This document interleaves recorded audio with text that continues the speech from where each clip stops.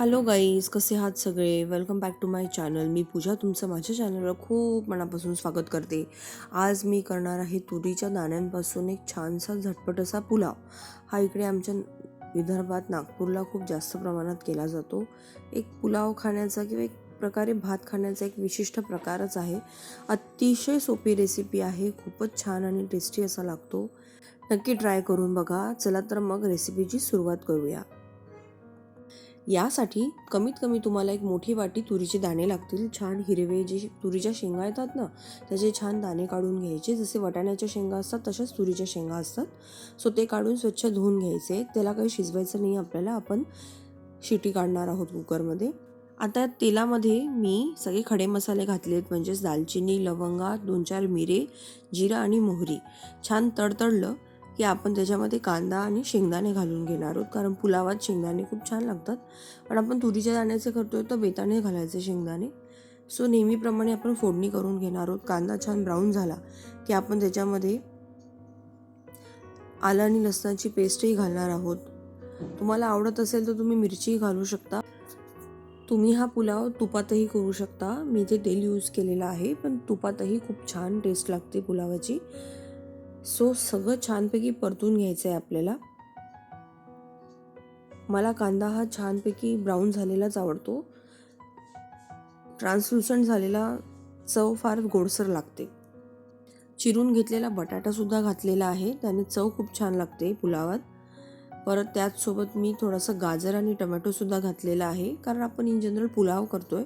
पण याच्यात main ingredient राहणार आहे आपला तुरीचे दाणे. सो ते भरपूर प्रमाणात घालते मी. बटाटा मी एकच घातला होता, गाजरही अर्धच घातलं होतं आणि टमॅटोसुद्धा एकच घातलं होतं. तुम्ही पाहत असाल छान स्वच्छ धुवून घेतलेले तुरीचे दाणे आहेत. मी तर एका वाटीपेक्षाही जास्त घेतली होती. तुम्हाला तुमच्या आवडीनुसार कमी जास्त करू शकता. पण खूप छान आणि टेस्टी अशी रेसिपी तयार होते. छानपैकी परतून घेतलं आहे मी आता याच्यामध्ये. एक 5 ते 10 मिनटं याला असंच वाफेवर परतून घ्यायचं. आणि मग आता आपण त्याच्यात सगळे स्पायसेस ॲड करणार आहोत. हळद, तिखट, हिंग छान परतून घ्यायचं. आणि नंतर मग आपण याच्यामध्ये छान स्वच्छ धुवून घेतलेले तांदूळ घालणार आहोत. इथे मी 3 वाट्या तांदूळ यूज केलेले आहेत. त्याला मी जवळजवळ 1.5 वाटी तुरीचे दाणे घेतले होते आणि एक बटाटा घेतला होता मीडियम साईजचा, एक गाजर घेतलं होतं अर्ध मीडियम साईजचं आणि एक टोमॅटो घेतलं होतं मीडियम साईजचं. सो खूप सुंदर दिसत आहेत भाज्या. आता या स्टेजला स्वच्छ धुवून घेतलेले तांदूळ तुम्ही यात घालू शकता. तुम्ही हे 10-15 मिनटं भिजवूनही ठेवू शकता. सो ते छान परतल्यानंतर मग आपण याच्यात गरम पाणी सोडणार आहोत. एकदा सगळे तांदूळ मिक्स केले की छान परतून घ्यायचं.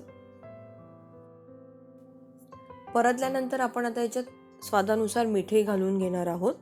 छानपैकी परतल्यानंतर आपण यात मीठ घालणार आहोत आणि मग नंतर पाणी सोडणार आहोत. 3 वाट्याला आपण सहसा तुमच्या तांदूळावरही डिपेंड करतं की तुम्ही त्यात किती पाणी ॲड करावं. सहसा तांदूळाच्या दुप्पट पाणी घेतो आपण जर नॉर्मल तांदूळ असेल तर, आणि जर आपला बासमती तांदूळ असेल तर त्याच्या फक्त 1 वाटी जास्त आपण पाणी ओततो. सो त्यानुसार तुम्ही तुमच्या पाण्याची तांदूळासोबत कन्सिस्टन्सी ॲडजस्ट करू शकता. आता याच्यात मी घरी बनवलेला माझा गोडा मसाला घातलेला आहे. त्याची रेसिपी तुम्हाला माझ्या चॅनलवर नक्कीच भेटेल आणि मी लवकरच गरम मसाल्याची रेसिपी अपलोड करणार आहे. तीही तुम्ही चेक करू शकता. पण मी ते गरम मसाला अवॉइड केलेला आहे, पण तुम्हाला इच्छा असेल तर तुम्ही थोडाफार घालू शकता.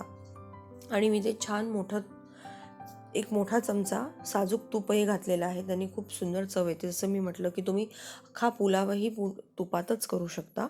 छान उकळी आल्यानंतर आपण याच्या 2 शिट्या काढून घेणार आहोत. आता तुमच्या कुकरवर कसं आहे त्यावरही ते डिपेंड करतं, त्यानुसार तुम्ही ॲडजस्ट करा. बघत असाल किती सुंदर शिजलेला आहे आपला भात. खूपच सुंदर असा पुलाव आहे हा. सर्व केला किती सुंदर दिसतोय. तुम्ही ही नक्की रेसिपी ट्राय करू शकता. अगदी सहज सोपी आहे.